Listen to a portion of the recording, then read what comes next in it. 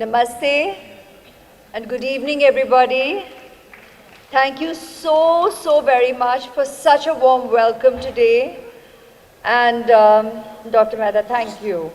That was just so humbling. I mean, thank you so much for your kind words of appreciation. And I'm truly humbled to be in such esteemed company today. And I would like to pay my respects and gratitude to the esteemed guests on the dais.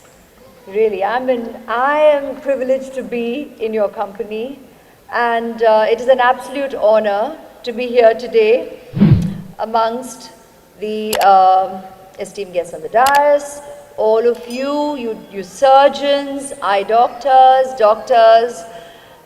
family members.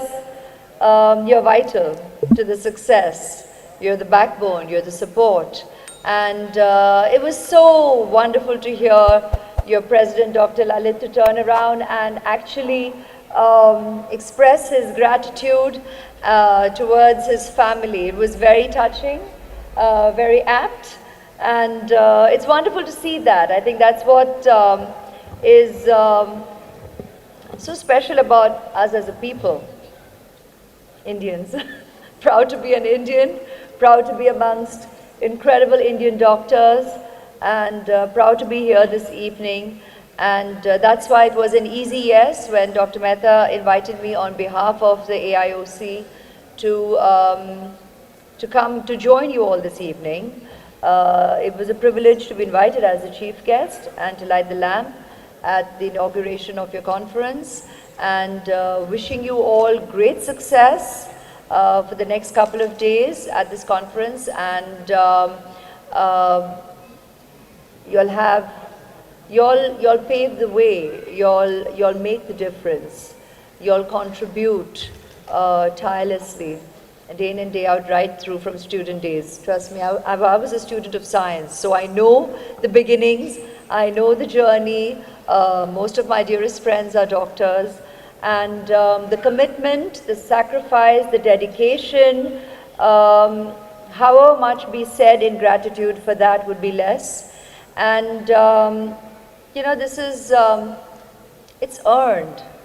It's earned, the gratitude, when we fold our hands and say thank you, it's heartfelt. You change lives, you make a difference to so many people, to so many lives.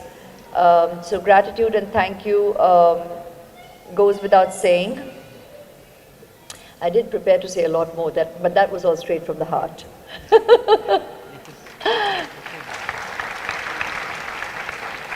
So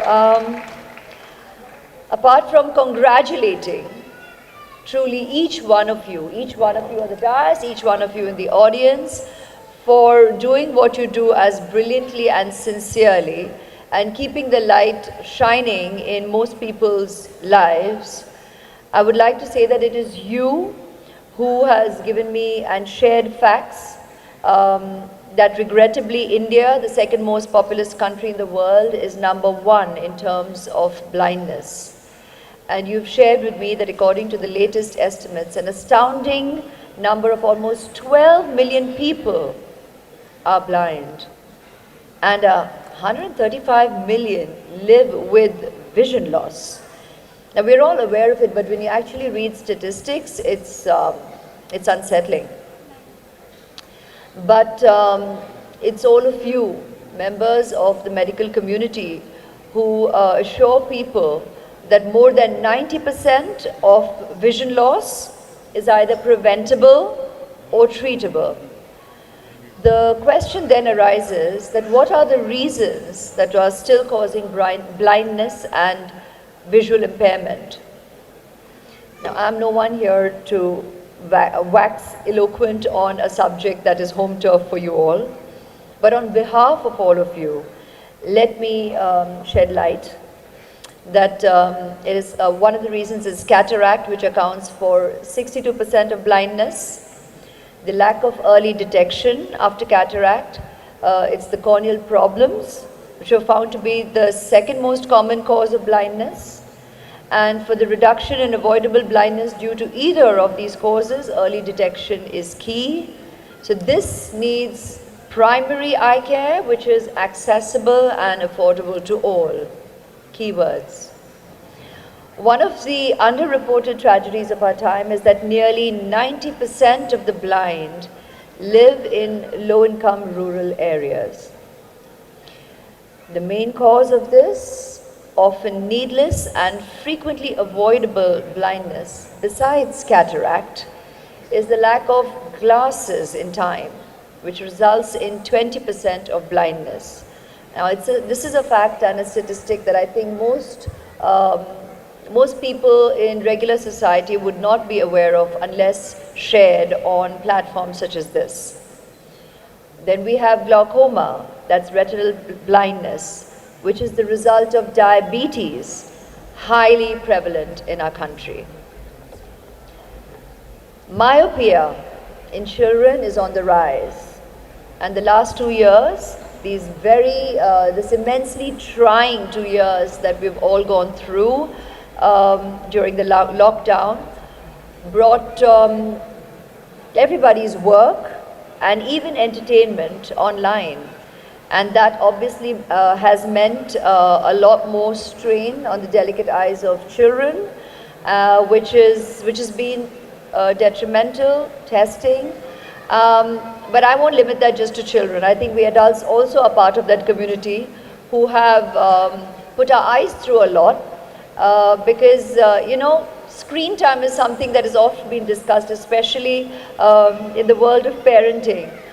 But I think it just naturally or unnaturally grew to an extent unheard of, especially in the last 2 years globally, and that just meant turning to you that much more, and I am sure you all have committed largely just to society's queries, concerns, and have been a huge factor to guiding, aiding, and easing everybody's trepidations in the area. Well, you are the experts in the field, and you tell us that 75% of blindness is avoidable, either by timely surgery or by proper glasses given in time to the people in need. Another major problem is that people in low-income areas need to be taught that vision loss is not normal. It isn't a natural transition of age and time alone. So a lack of awareness that treatment is an option has been shown to be a more common reason for people living needlessly with blindness than the cost.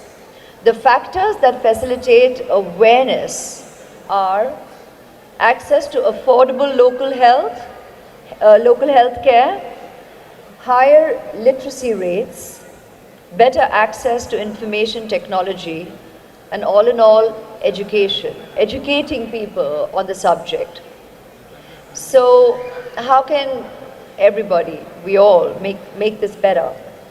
Through primary eye care, where camps can be used effectively for funding patients in need of cataract surgeries, vision centers in rural areas. Then there is making glasses available at subsidized rates. And though this is just the tip of the iceberg, it is a very, very vital one.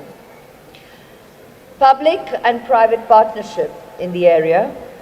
And then I found this an interesting read, where you shared with me about gender-based blindness. And it was interesting to discover that studies have repeatedly shown that one of the fastest routes to poverty reduction is to empower women. That's right.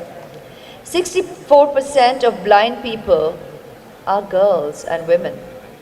And women account for nearly 75% of cataract blindness and do not receive surgery at the same rate as men. A fact, even in today's time where we all believe we have moved way ahead in terms of gender equality and equal care, equal understanding and equal rights. In some parts of the country, the risk of going blind from trachoma is now up to 4 times greater for women than it is for men. So another of the benefits of combating blindness in low-income areas is unlocking female empowerment. And now we come to eye donation. Eye donation in our country is very low, just 40,000 per year, and we all are aware of the population of our country.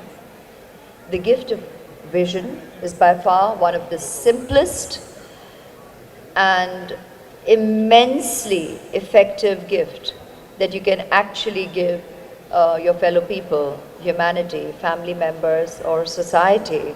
Make your choice, but it is a gift, it is a selfless gift no less, and by far the simplest act of charity, donation, good karma, take your pick, find your reasons, but I believe eye donation is something that we all can easily pledge to taking a step towards. So do please consider donating your eyes. You can actually pass the torch and light another's life with this very simple gift of vision to anyone out there in need. So I would like to conclude by humbly and in all gratitude thanking you for your immense contribution in society to all our fellow people, and once again a huge round of applause to you and congratulations to you for all your sincere endeavors. So thank you and God bless.